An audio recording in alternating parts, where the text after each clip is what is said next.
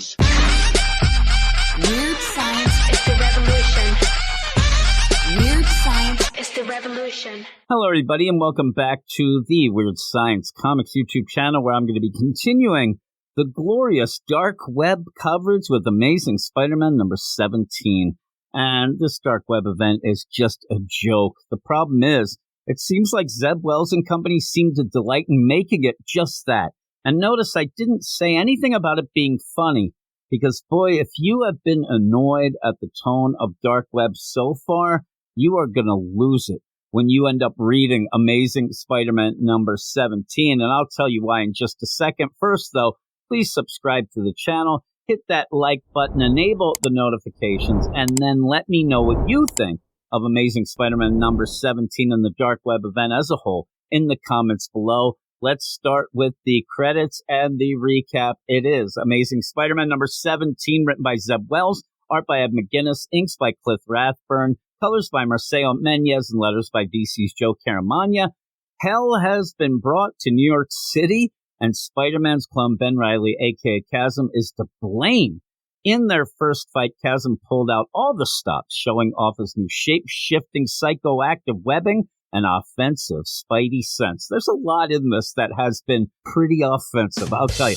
But laying the beat down on Peter was only step one in Ben's plan for vengeance. Ben also brought Spidey, J. Jonah Jameson, and Robbie Robertson to Limbo. But to what end? I mean, really, that's what I want to know. Very much so, because, boy, this issue is nonsense. In my review for Amazing Spider-Man number 16, I said the cliffhanger with Peter showing up for work in Limbo was one of the stupidest looking things I've seen in quite some time. And pretty much I was right. But also this issue seemed to take it as a challenge and straight away told me to hold it Zima.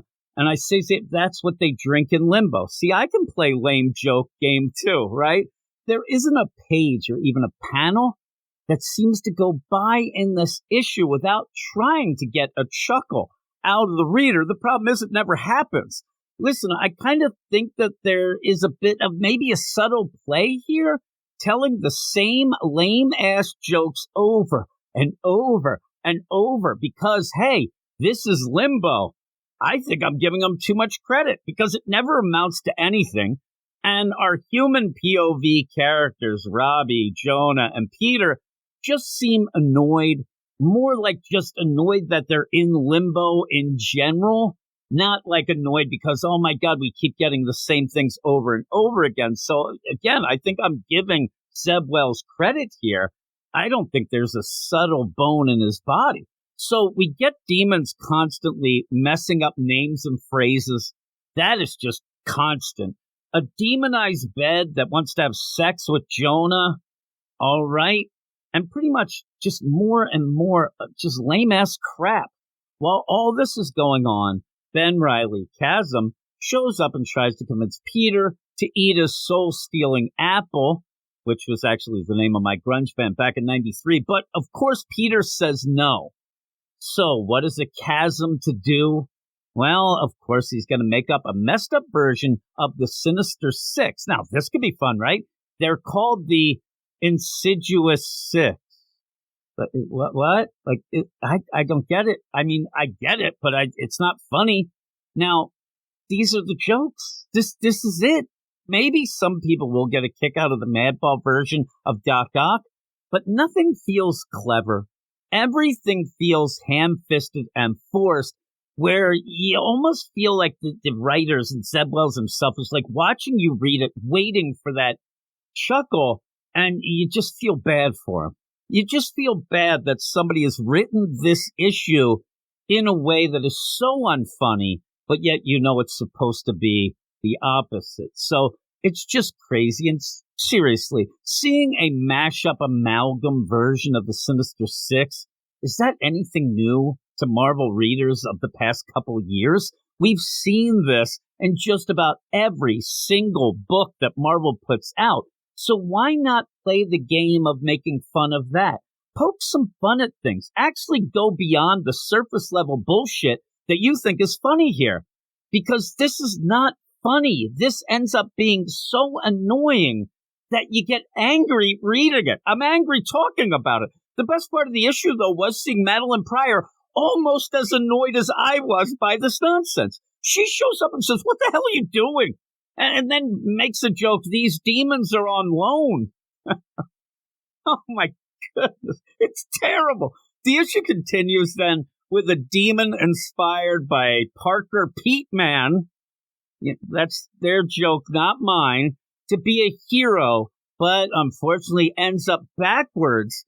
And I say that because sadly, that's actually another running gag in this issue, having things be backwards, who ends up being the cliffhanger obstacle for Jonah, Robbie, and Spider-Man trying to get back to Earth. And seriously, I don't know if you can tell, I'm angry right now. This issue is a kick to the balls to Ben Reilly fans, right? Anyone who defended Zeb Wells' Spider-Man run before Dark Web, I did that at one point. I look like a fool. Readers thinking this was going to be a meaningful event, and it actually is a kick to the balls, probably the citizens of Denmark and fans of the band Dead-Eye Dick. Remember them? Plus, everyone in between. I'm giving Amazing Spider-Man number 17 a 2.5 out of 10, and I can't see anyone continuing this event after this issue, but I know we all will. We're suckers like that, and Marvel and Zeb Wells is taking advantage of that 100%. There you go. Now I gotta go and take a shower or something. I gotta calm down, but please, everybody, subscribe to the channel, like the video, enable the notifications, comment below. I don't know what to do now. I just want to go and jump off a bridge. All right, everybody, I will talk to you later, and we'll be doing more of the Dark Web because, like I said, I'm a sucker for it all. Unacceptable! I will talk to you later. You are all weirdos. Weird science is the revolution.